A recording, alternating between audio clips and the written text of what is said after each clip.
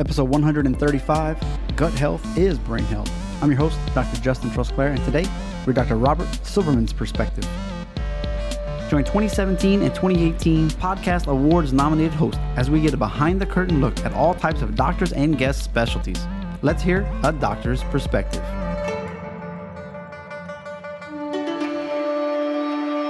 All right, everybody, we are back for another week. This episode was actually a little bit of a surprise for me because I've been looking to talk about prolon, and he actually does it, but he is not the forerunner in the prolon interview. That should be coming in a couple of weeks from now. What we are going to talk about, though, is this theory in functional medicine, functional nutrition about your gut is 80% of your immune system. And how does your gut correlate to your brain health? You know, can it help with concussion recovery? What is like leaky gut? Does gluten, added sugars, and processed food destroy that? And what can we do to fix it? So we'll actually go through a few of the supplements that he recommends, which is great. And we'll tie in prolon and how that works well together with it as well. Ways to determine if you do have potentially a gut issue based on things that you eat. And we'll talk about the book that he has coming out at the end of the year, which is part of the reason why we have him on the show.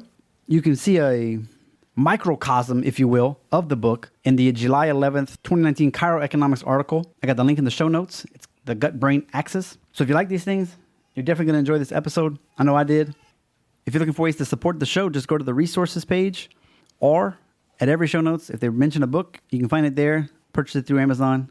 And if you're looking for more episodes that might get you jump-started on this podcast beyond just scrolling, just go to doctorsperspective.net/top1718, and that is the top 23 episodes so far of 2017 and 2018. So let's not belittle the point any longer. Remember to listen, critically think, and implement. All the show notes can be found and the transcript at doctorsperspective.net/135. Let's go. #behind the curtain. Live from China and right outside New York City. Today on the show, we got a guy. I think he has 15 different acronyms behind his name. That's a lot. He also has a best-selling Amazon book called Inside Out Health. He is certified in lots of different nutrition programs, at least 6, ART, Factor, CrossFit things. He's appeared on like Fox and NBC, CBS, ABC, the Wall Street Journal. The guy has been around a while. He's definitely has a name for himself. And in fact, he'll be in the cover of the Chiro Economics that's coming out like either this month or next month, depending on when this thing comes out, this episode. I'm excited to have him on. Dr. Robert Silverman. Justin, I'm excited to be here. Thanks so much for taking the time out.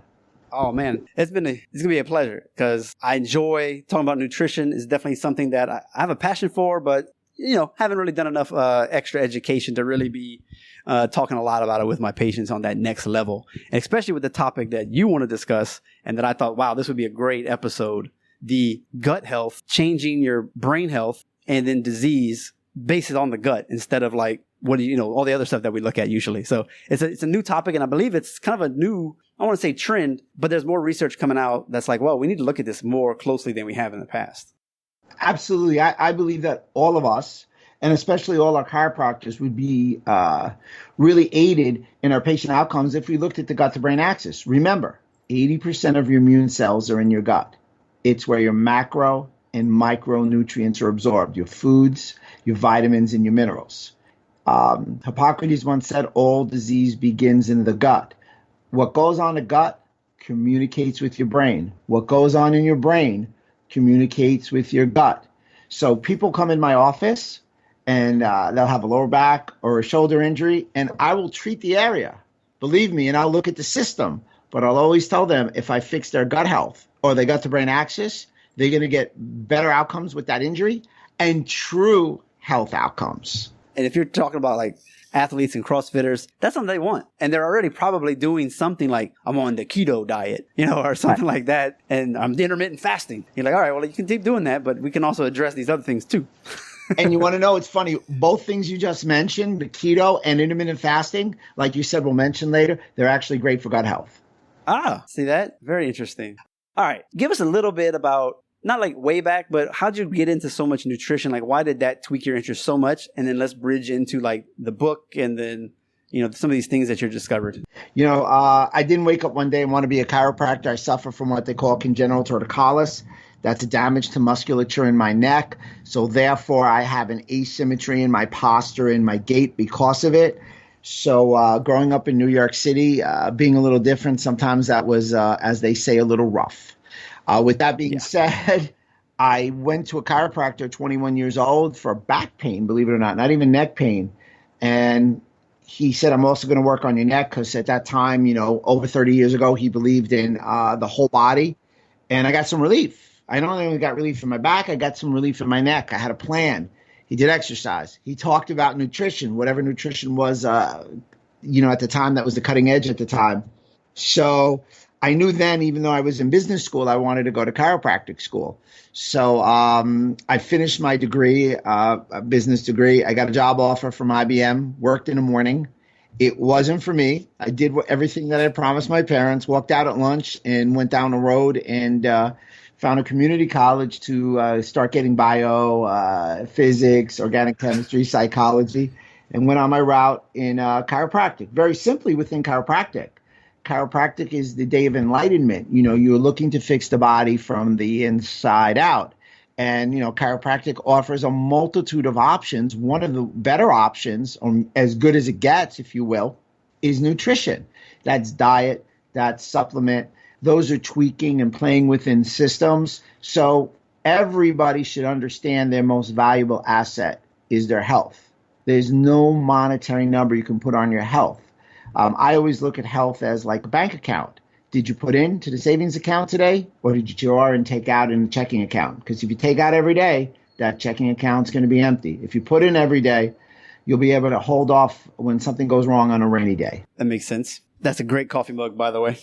That's you hilarious. Like that? Yeah. The boss. The boss. And that's my wife's coffee mug. Thanks. Saying it, the boss. Absolutely. I stole it from my wife. So how does one just never stop learning? Are you that guy? I mean, I'm looking at your wall. There's so many little plaques everywhere, and you've done all these diplomates and everything else. Are you one of those people that just took a lot of courses every year, or just based on time they finally just accumulated, or like what was the passion with that? Definitely the idea of accumulation, of getting all the courses so I'd have the basis to start to really learn. So now, I still do courses. I do online, but I'm not so much going for the degree. I'm going for the knowledge. And, you can get that in different books, different articles. I'm sure you're going to ask me all about that towards the end. And it's just a constant learning process. My goal is to be better every day. We're docs. We're lucky. Athletes have a roof. They can make a lot of money, but they have a roof on when they're at their best, an age, skill set, etc. I think doctors, if we take care of ourselves, can only get better as we age. And if we take care of ourselves and we allow ourselves to age well and longer, we can help more people in our lifetime. Definitely. Well, let's jump in. This is a topic I don't know a lot about per se. And so it's a little intimidating to be like, okay, well, where should we start when we're talking about gut health? Does a patient come in and say, I got constipation, or actually I haven't had a good stool in a long time. It's always runny. Like, are those where most people would start thinking, something wrong with me? Most people don't realize 80% of, as I said, and I'll keep saying it, 80% of your immune cells are in your gut. So when you think about it, most modern medicine, most options that people have, I'm in America, are damning to their gut. And then I'm going to definitely answer your question. So they don't realize the antibiotics, no one's saying not to take them, but taking them in such a large amount, prophylactically, damage your gut health. Non-steroid anti-inflammatories, Aleve, Advil, ibuprofen, they damage your guts. Gluten damages your gut. Sugar, dairy, pesticides, etc. Stress. So all these things can damage your gut, and most people don't realize that their guts are damaged. So now let's segue into the patient walking in. Now, it's conceivable when I do my functional medicine, functional nutrition patients that they may come in and say, I'm not digesting well. But typically, they don't say that, or definitely the chiropractic patient doesn't. So I have to draw it out of them. And one of the easiest questions is, do you get gas and bloating after you eat? And almost everybody says yes. Well, we're not supposed to. If we get gas and bloating, it's a sign that we have a digestion problem. And the reason that we get gas and bloating is there are no nerve fibers or pain fibers in the inside of your intestinal tract. So the only way your body can symptom or signal that there's something wrong with your gut is by giving you gas and bloating. Now, that gut to brain axis, do you get a brain fog within 45 minutes after eating? And most people will say yes. Well, you're not supposed to. You should feel better after you eat. If you're getting a brain fog, it implies that the gut to brain axis is slowed because there's no pain receptors in your brain. So that neurological impulse to your brain is slowed. So you get lethargic. So a lot will be elucidating and drawing out what the patient says and trying to explain to them or see if they have specific symptomology. Now, there are tests for that, but I know on the podcast we may not be going into tests. So you'll ask people that you may also say, hey, you have gas and bloating. Since you've had some gastrointestinal problems, have you had some more faults in musculoskeletal? And they'll say yes. And now you're off to the races where, again, 80% of your immune cells are in your gut. It's the step to systemic inflammation, localized inflammation, and ultimately autoimmunity, hoping not trying to lose anybody. So you may have to bring everything back at some point to your overall gut health. So ask everybody now listening, do you have the guts to be healthy? What have you done for your guts lately? And by the way, most of the audience are some sort of doctor. So when we throw out some tests and stuff like that, that's not a bad thing, because there's going to be somebody listening that's like, oh, great, I was interested. Now I know a little bit where to go. What about, you mentioned gluten. I know some people are like, everybody's gluten intolerant these days, and we don't know if it's in their head or if it's just trendy. You got dairy. You start talking about all these different things. All of a sudden, like, what am I supposed to eat? Oh, vegetables. Oh, okay. But we love our carbs. We love all this stuff. And then you start talking about it, maybe eliminating all of these things for a while is what I'm assuming. You do the elimination, add it back, see how you feel type of approach. I'm not sure if that's how you do it. But what do you see in if you grab each section and said, this is typically what you would find with gluten or dairy or whatever, like some of the issues? Well, where we are in North America, or at least I am, gluten means glue. It means glue in Latin. It sticks to your intestinal tract. It's been hybridized. It's 152 different amino acids. It's truly impossible with what they've done in this local regional area to break down gluten. With that being said, gluten's also exposed to something called Roundup. Roundup has glyphosate. Glyphosate has been called by the World Health Organization as a cancer-causing property and damages what we call the microvilli inside the gut. The microvilli are a shaggy carpeting that actually finger-like projections. I'm moving my fingers now, and they grab the nutrients. Without the villi, you don't have the ability to grab nutrients, and your food will just simply go through. Now, I'm a big proponent of none of my patients eating any gluten. Now, the studies show that about 1 in 100, 1 in 130 have celiac, allergic to the protein in gluten. In addition, about 39 to 40%, which is 4 out of 10 people, have some sort of sensitivity to gluten. So you're knocking out 4 out of 10 people knowing they absolutely can't. The real problem is the 6 out of 10 thinking that it's okay to eat gluten. And what they don't realize is gluten is inflammatory to everybody and will damage your gut for up to about 45 minutes. Now, obviously, if you have celiac and you eat gluten, it's human diaper time. If you have sensitivity, it's bathroom time. If you're like me and you don't have either one of the two, it's still damning to your intestinal tract. It's damning to your digestion. So that sandwich that you have, which is so common where we are in America, isn't going to allow you to absorb the food or probably the crappy food that you put on the sandwich. So I tell everybody, adhere to my GPS of health. My GPS is simply no gluten, no processed food, and no added sugar. The average American consumes 160 pounds of sugar per year. Sugar is a toxin. It works in the reward center of your brain. It is the number one drug used in America and is one of the largest drugs used in the world. We just don't think it's a drug. And it is in everything. Sometimes you see stuff and you're like, why'd you have to put extra sugar in that? Like, or why'd you have to put so much sugar in it? You know what I mean? The number one calorie consumption or source of calories is high fructose corn syrup in America. It's 15 to 20% of a caloric intake. And China's growing too on that. Oh, it's crazy over here. Like fried chicken and Coke and all that kind of stuff. Chips. Yeah. It's all over now. It's all over. And they don't have as heavy regulations in the oil that they use to cook things. And it's always, everything's cooked in some kind of oil to cook in, and it's never the good stuff. So yeah, it's definitely, you can see it around. It's becoming an issue. Do people have are they compliant very much when you say, hey man, stop eating so much bread? Or do you have You mean, do they start off being compliant or do they ultimately become compliant? Do they start off compliant? Very few. Because I'm thinking if you get off of it long enough, like give it an honest try, you say like, I actually feel better. And then they like, go ahead, go eat something again. And then you're like, oh man, that really did do something. Like I'm not sensitive. I'm not nothing. But like I actually did feel better when I wasn't eating it. Dang it. That's exactly what I do. I beg, borrow, and steal to get them to do it for 1 month. And I said, if you don't feel better in a month, just go back to it. And usually within that month, that is the turning point. But initially, they look at you like you're crazy. Come on. Why would I do that? Yeah. Somebody else hasn't told me. I mean, the literature is there. It's robust on getting gluten out. So no gluten, no processed food, no sugar. That's the starting point. Okay. So, okay, we got this part. We've been doing that for about a month. Now we got to replenish. What I've heard, probiotics, it don't really do much. And maybe the verdict's out, is eggs good for you? Are they bad for you? Maybe it's one of those things. But then I heard prebiotics are really good because then you're feeding the gut that you have, but the probiotics are typically already dead by the time you take it. What's your thoughts? Okay, so egg is easy, and then we'll get to pre and pro. Egg is a high allergy food. If you're not allergic to eggs, I always have you eat them because I think they're a great natural source of protein and fat, and I'm a protein and fat person in most instances.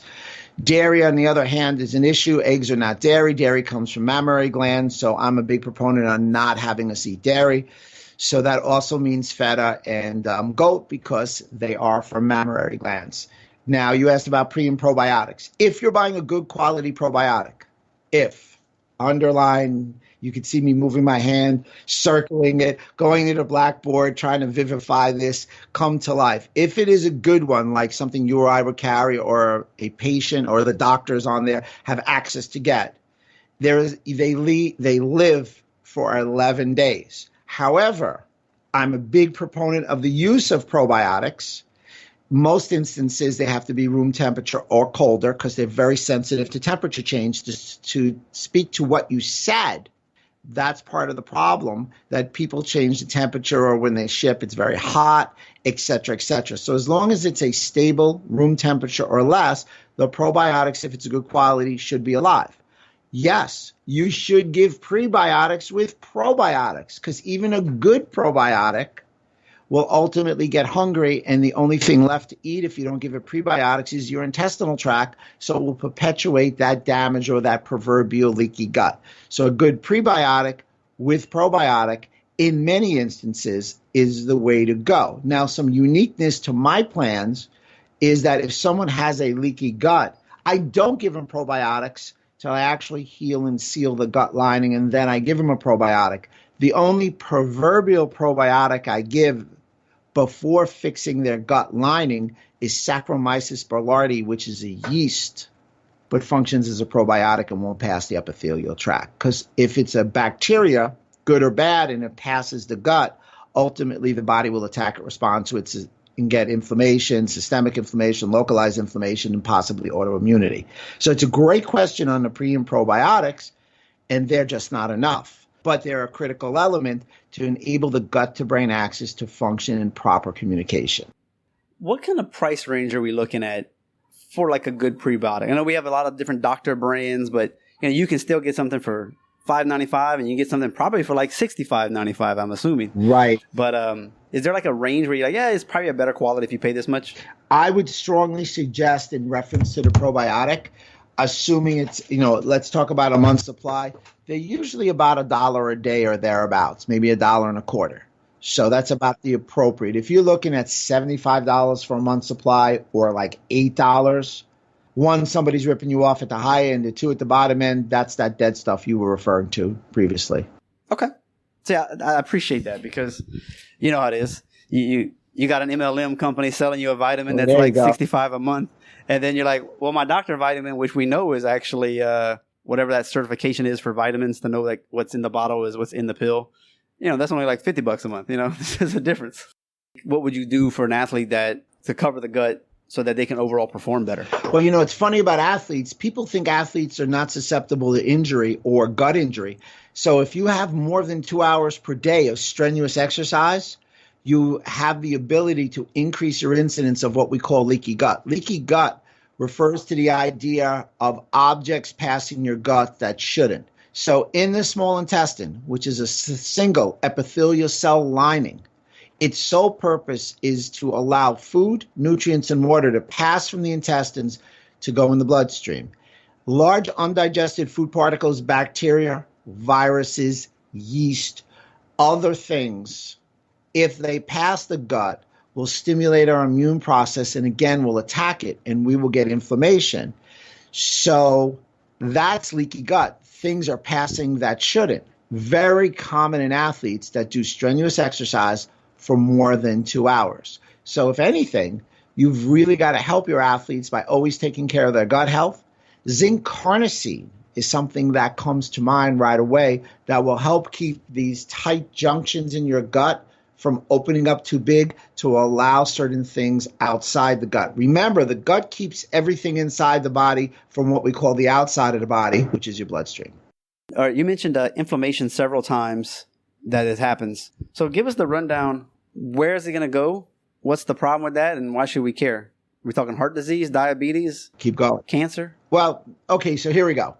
So the gut encases all these things. So again, let's go back to the anatomy. The small intestine, which is a misnomer, it really should be the large intestine. It's about 90 to 95% of our intestines. Our small intestine is a single epithelial layer, which the surface area anywhere if it was unraveled from a tennis court to a basketball court with the thickness of a paper towel. The bulk of digestion occurs there in that food, nutrients, and water are digested. If the intestinal tract becomes too permeable, so I'm taking my fingers and spreading my fingers apart, it becomes too permeable, objects pass that shouldn't pass, like undigested food particle. Inside of the intestinal tract and go to the outside, your body, your immune system says, wait a minute, is this supposed to be there? Is it self? It shouldn't be there? Or is it foreign? The body registers it as foreign. Your immune system goes on attack and begins to attack that, let's say, that undigested food particle or what we call an antigen. So at that point, we're getting an antigen antibody effect. With that being said, we're getting localized inflammation. If that continues, eventually we'll get systemic inflammation, and past systemic inflammation, we'll get autoimmunity because the immune system will be on attack for such a long period of time. It'll begin to get confused, and it will then start to attack body structures like joints, fibrocartilage, because the sequence of the objects on your body are similar to the antigen, and we call that molecular mimicry, ultimately leading to autoimmunity. And one of the first things that should come to mind is rheumatoid arthritis. Well, interesting. Does it link to the visceral fat or abdominal fat? Or I know the sugar leads to diabetes, but when we combine everything together, do you see it happen faster? What we're seeing with leaky gut, damage to the gut, and release of certain things like LPS, lipopolysaccharide, which is an endotoxin. This leaky gut and the cascade of leaky gut leads to an incidence of higher body composition, obesity, prediabetes, diabetes, and the like. Liver toxicity overload. Many things that pass the gut go straight to the liver, and the gut and the liver have a portal vein which carry things back and forth to it. In addition to that, leaky gut, leaky heart, leaky gut, leaky brain, leaky gut, increased incidence of musculoskeletal injuries. So if you start fixing your gut, you're going to see a plethora of things that may start to heal in most of our bodies. Do you see like magnesium, selenium, or any of those micronutrients as a way to help heal things faster? I like selenium. I think it's a great mineral. Selenium is one of my choices. Magnesium would be a much higher on my list of things that I would take. Most Americans are deficient in magnesium. You just have your typical cup of coffee and drink it. Your magnesium is going to be stripped out of your bones. So I think everybody would benefit from a good quality magnesium supplement. The best choice would be a bisglycinate because it's attached to amino acids, so you can get high levels of magnesium without any gastrointestinal upset. Straight magnesium, 800 milligrams, that's a cure for constipation. You are Secretariat. Yes, indeed. I'd always heard chelated. If you can get your minerals chelated, then you're going to be better able to absorb them because it's that amino acid in the body. It's like, oh, it's an amino acid. Takes it apart. And it's like, surprise, it's something else too. Absolutely. I believe in chelated minerals for sure. All right. We mentioned a little bit about the brain. It's getting foggy, lethargic after you eat things. What else are we looking at? You just got an article published in the Chiroeconomics. Give us a little rundown of whatever we've maybe missed so far that you think are like definitely highlights that you'd want to point out. Okay, great. Well, in that article, which is a microcosm of my new book coming out at the end of the year, The Superhighway to Health, we really spoke about how the gut and the brain is able to communicate. So let's talk about that. Like, what's one of the main communications? Well, for chiropractors and any doctor, it's the vagus nerve, cranial nerve number 10, king of the parasympathetic nerves, the largest, longest cranial nerve in the body. The vagus nerve is known to be called the vagus because it's the great wanderer. It goes from the medulla oblongata down through the transverse colon, innervating the larynx, innervating the thorax, and innervating the intestines. The vagus nerve they call the rest and digest nerve because I call it the chill out nerve. Vagus nerve is also innervated or attached to the outside of the intestinal tract. So because it's on the outside, it has to sense what's going on the inside of the gut. And that's why the vagus nerve is 90% afferent. So at the gut level, if you were to make the vagus nerve an elevator, everybody gets in the elevator at the bottom. It goes to the top, the brain, and drops off almost everybody, and you don't get as much back down from the brain to the gut. But it's communicating between the brain and the gut. The gut communicates with the brain within a millisecond.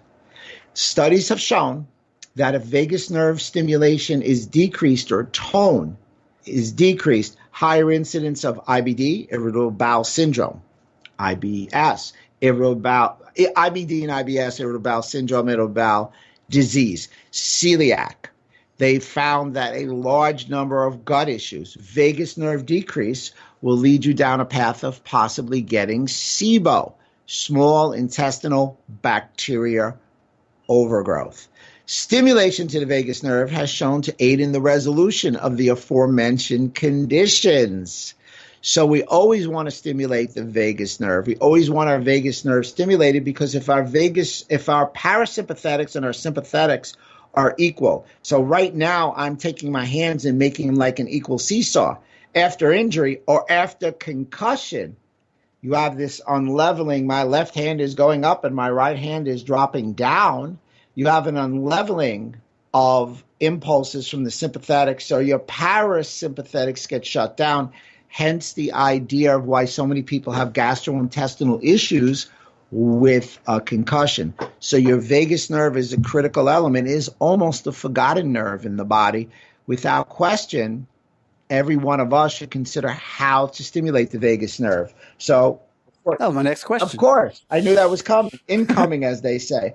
Well, very easy. Vagus nerve, you can stimulate it. I use a 405 violet laser light. It is shown in my office through heart rate variability to actually jack up heart rate variability to prove that the vagus nerve works. So I use laser. In addition, there are some nutritional support systems that work very well to stimulate the vagus nerve. Omega-3 fatty acids, alpha-lipoic acid, fruits, vegetables, and green tea extract. They are great to stimulate the vagus nerve. So I combine the vagus nerve stimulation with the laser and a protocol, and we have this fabulous outcome. I'm glad you mentioned it. So you said a violet laser instead of a red laser. Correct. Red lasers are great for healing. Love them. Use them on concussion on the brain every day. Found the violet light to be effective for the vagus nerve. Okay. And I would have to assume in the research, if you went back when they were doing things with the vagus nerve, incidentally, they found out all these digestive things started getting better. They're like, oh, we didn't expect that. And then somebody finally went through the research and was like, hey, look at all this stuff. Let's do a study and actually just talk about this. We were seeing it. Now we know. Mm-hmm. Okay. Omega-3s, if you take 2 or 3,000 milligrams of that a day, I heard that's, what you actually would want to take to have really good therapeutic doses. Can it raise your overall lipid levels, like your LPA or something like that, to where they're like, oh, that looks unhealthy. And you're like, take a crap ton of omegas. LPA is a great question because LPA is that heredity for incidence of heart attack. So in the literature, omega-3 fatty acids have, if anything, the new article just came out, show it decreases the incidence of cardiovascular disease. So for me, in virtually every instance, there's always some exceptions. I'm a proponent of some people supplementing with omega-3 fatty acids, EPA and DHA. Okay.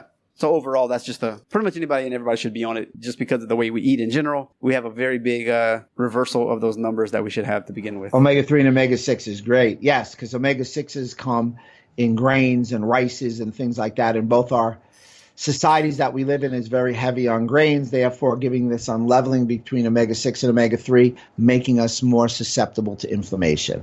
Now, you mentioned concussions just a second ago. How's that tie in? Well, concussion. So I treat a lot of concussions because I really specialize in concussions in the gut to brain axis. So when you hit your head, you go sympathetic, and going sympathetic raises obviously your sympathetic nervous system and decreases your parasympathetic nervous system. And decreasing your parasympathetic nervous system shuts down your vagus nerve. Shutting down your vagus nerve leads to a decrease in digestive secretions, bile secretions, and also the contractions in your small intestine, which are called your migrating motor complex. That migrating motor complex allows for 9 to 11 peristaltic contractions to move food bolus out per day. When it's decreased, i.e. post-concussion, it's only 3. All of the things that I just mentioned increase your incidence of small intestinal bacteria overgrowth. There have been some studies that speak to the idea that 60% of concussion patients have gotten small intestinal bacterial overgrowth, or SIBO. That is obviously in the small intestine. And just so you know, I'll say it here. I believe in a 3-year time, people will be saying, wow, I thought I had leaky gut. I did, but I also had SIBO. Is SIBO something that medical doctors take care of? SIBO is something right now that's on the radar for us functional medicine, functional nutritionists, that really look at, because there are a lot of great alternatives to just blasting away with antibiotics. So if you find the right functional nutritionist, potentially you could get it taken care of. Is there like a time frame that we should expect? A couple months, a year? SIBO, a few. It's going to take 3 to 6 months. SIBO is nasty. It's gnarly, as I like to say on the West Coast. It poses a lot of issues. Okay. However, the protocols that we've used and other doctors are now implementing really lead to some excellent clinical outcomes. Okay. You'll feel better. Yeah, that's what we want. All we want, right? And look better. And you mentioned the keto diet. Like I mean, personally, I'm not so sure that we need to be eating that much meat, especially when I'm looking at, I don't know if you looked at the prolon diet and like the fast mimicking diet. They're like, wow, 10% meat, vegetables is the way to go. I love that you just said prolong, because I have the kids in my office and I lecture for them and I use the ketogenic diet. So let's talk keto, let's talk prolong, and let me show you how the two are similar in some idea. And P.S., I've already done my first month and I've got 2 more months to go at the house. So if you can help me maximize my money on that, that'd be great. So all right. I'm all ears on this All one. right. So do you want prolong or keto first? Let's do keto, because you mentioned you kind of like bridge them together. So. Okay, so what I like about the ketogenic diet is great for neurodegeneration, in that it was based on helping children with epilepsy. Yeah. So fat is a much better fuel for the brain than sugar. And just let's try this. 60% of your brain is fat. So who told us all to eat the carbohydrate like the standard American diet? Thumbs down, doing a thumbs down. So ketogenic diet's also great, because the ketogenic diet makes something called ketone bodies. Acetate, acetylacetate, and the one that you really want to emphasize is beta-hydroxybutyrate. Beta-hydroxybutyrate is the gold medal winner, because beta-hydroxybutyrate actually allows for the increase in something called BDNF in the brain, brain-derived neurotrophic factors. It allows for brain neurogenesis. That brain neurogenesis means that brain nerves can grow back, breakthrough concept. In addition, it's a great fuel source for the brain. And that ketone body, as all ketone bodies, increase the use of ATP by 22% over carbohydrates. That's one of the reasons that it's a better fuel source. In addition, a beta-glucuronidase also releases glutathione. Glutathione is the master antioxidant, and a dose of glutathione can decrease brain tissue damage by 70%, also stimulating one of the largest, most potent antioxidant pathways in the body, NRF2.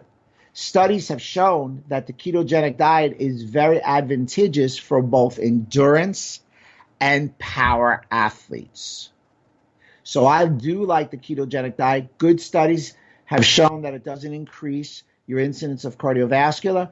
Great for weight loss. So I like to use the ketogenic diet because when you get in ketosis enables you now to start to burn fat as your main source of energy versus carbohydrates.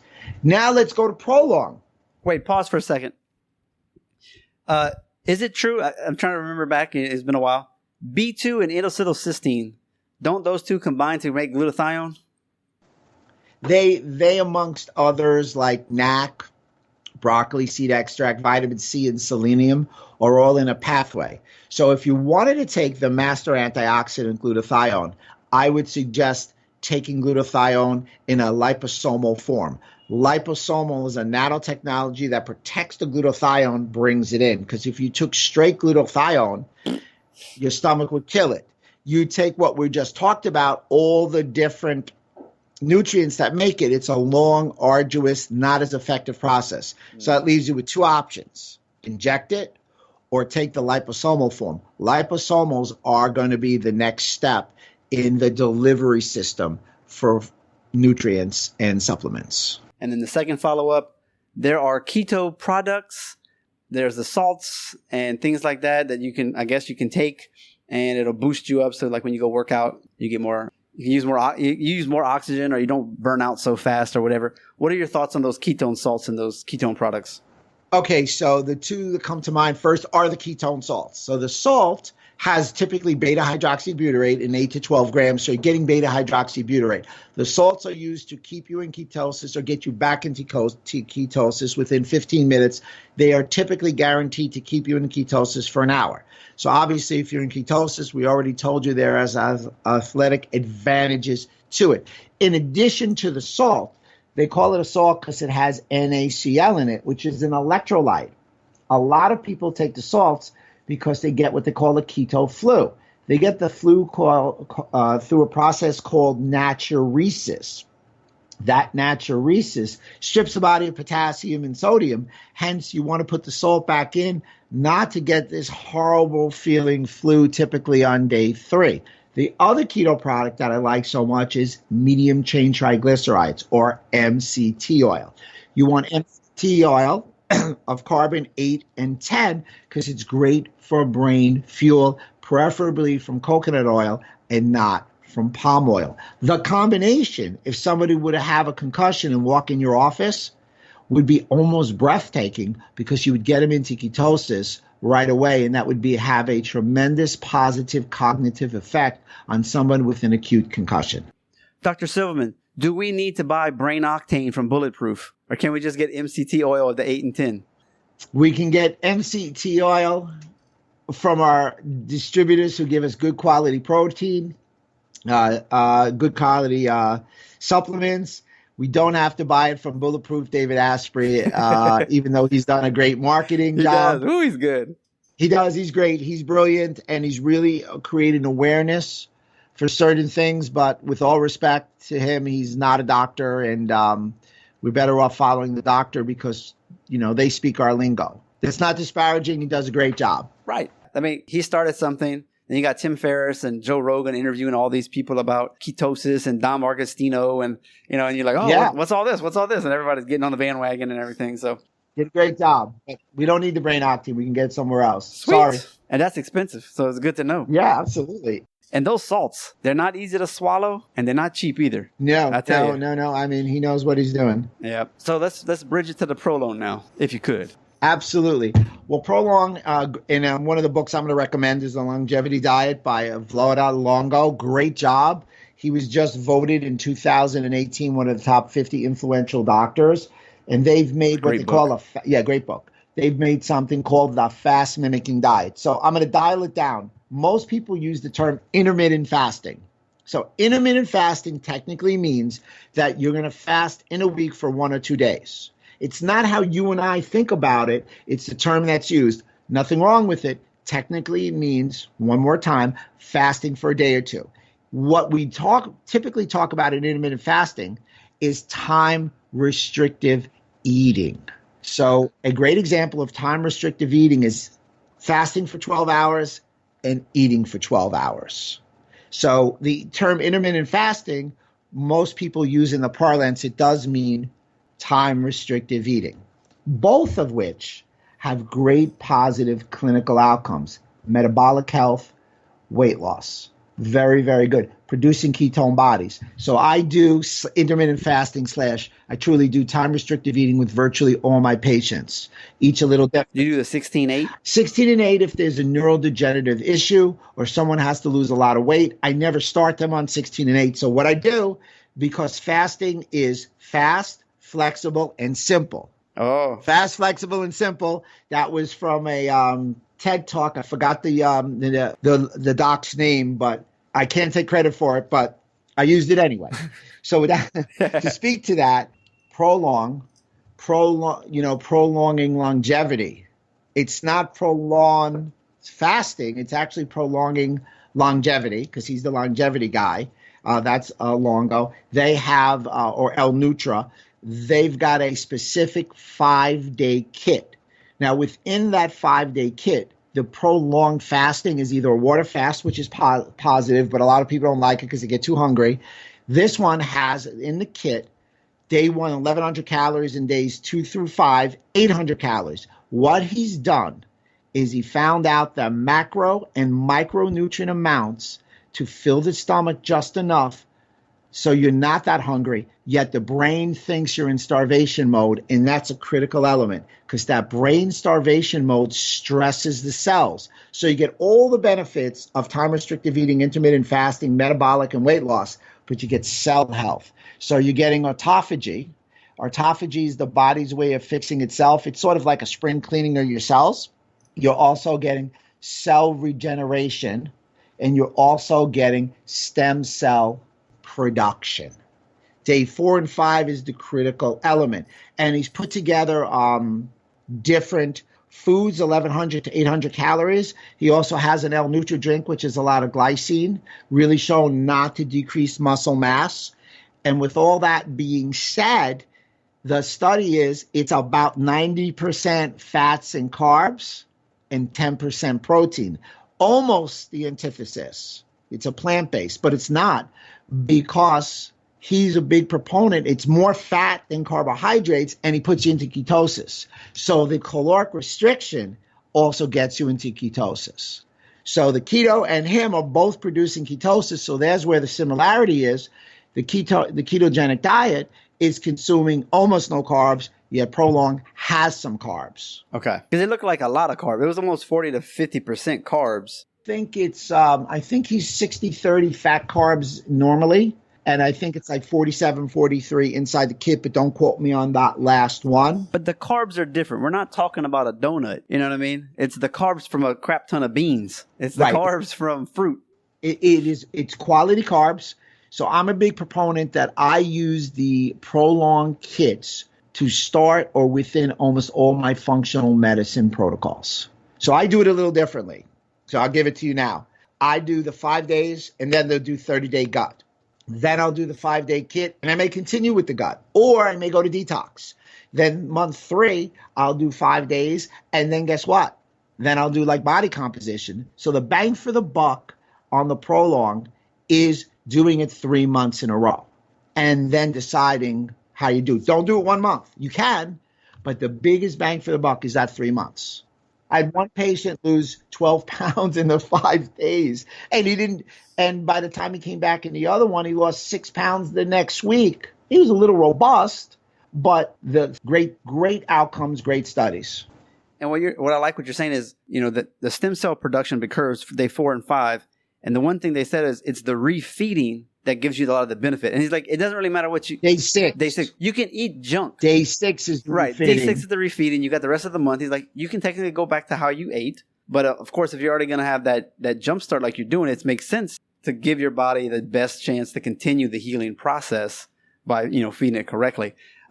Before we jump off this call and wrap everything up, stem cell production. For those who are like, that sounds kind of woo-woo, and what's the point? Can you give us a little, how does that help and what does that do for us? Well, the stem cells, we're injecting them. The idea of stem cells allows our bodies to heal naturally. So what's fascinating on what we just discussed is our body has its own mechanism to heal itself. So the brain has to feel a little strain the cell, and we start to heal.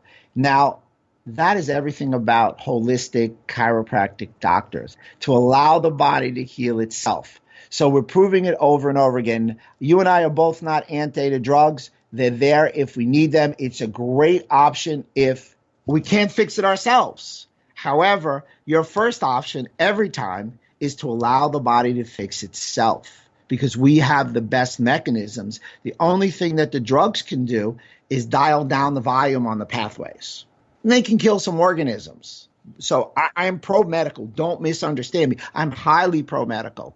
I'm just saying I think we're a viable first option in many instances. Very good. I'm trying to get somebody from the El Nutra company to come on. Maybe I can get Longo. I don't know. But Longo's not doing any more podcasts. However, so I can make that happen for you.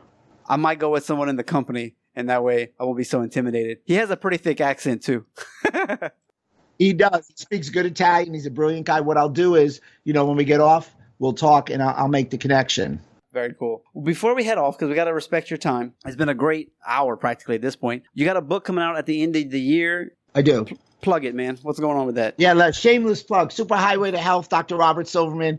Facebook is Dr. Robert Silverman. Same Instagram. Follow it. We're going to put it out. We're going to let everybody know in advance so you can pre-order. You guys are going to love it. The editor's liking it. We've shown already some excerpts of some chapters to some of the experts, and everybody's on board. This is sort of a microcosm. Justin's great. I just sent him a copy of an article that was published for the cover of July 11th of Chiropractic Economics. It's a 1,400-word article. It's a microcosm of the book. Read it, get some interest. Guys, feel free. You got all my info. You got a question, reach out to Justin, reach out to me. Wow. Dr. Silverman, really appreciate your time and giving us so much to chew on, and hopefully stimulate us to either buy the book, and also, since we're doctors, maybe take some classes in the functional nutrition and get a little bit more familiar with this stuff so that we're not going in so blind, and really can feel confident when we're recommending these things to patients, because they need it. Definitely. Remember, health is wealth. Absolutely. Oh, do you have a website? I do. drrobertsilverman.com. There we go.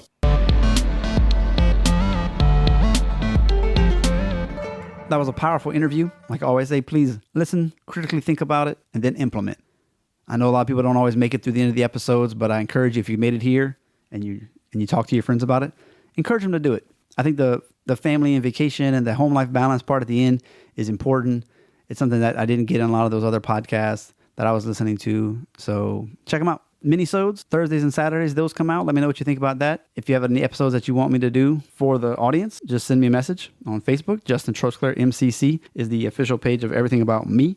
You can find the books, the Acupuncture No Needle book, the Today's Choices, Tomorrow's Health book that talks about weight loss, exercise, dieting, and financial health. You can get free chapters at .net/chapters or /NA protocol. So that way you can experience the book before you buy them. If you're interested in interviews that I've been a part of, where the roles have been reversed, it's .net/as-heard-on. The resources page on the website has all the products that I recommend, and there's some deals for some of those. So check that out. And as always, if you click any of the hot links in the show notes page for books, we get a little piece of that, and we appreciate that as well. The .net/support is the webpage if you want to host a cup of coffee. And lastly, reviews are always, always appreciated and so grateful when you get them. So that's a doctor's perspective, .net/reviews. Y'all have a great week. We just went hashtag behind the curtain. I hope you will listen and integrate what some of these guests have said. By all means, please share across your social media, write a review, and if you go to the show notes page, you can find all the references for today's guest. You've been listening to Dr. Justin Trosclair, giving you a doctor's perspective.